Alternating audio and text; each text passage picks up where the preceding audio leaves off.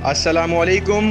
बरोज़ पीर 19 शाबानुल मुअज़्ज़म 1441 हिजरी बमुताबिक 13 अप्रैल 2020 को नजफ़ अशरफ में मुकीम आला दीनी क़यादत आयतुल्लाह उल उज़्मा सैयद अली हुसैनी सिस्तानी के दफ्तर ने एक शहरी की रिहाई के लिए हिल्ला की अदालत के जज को ख़त लिखा है।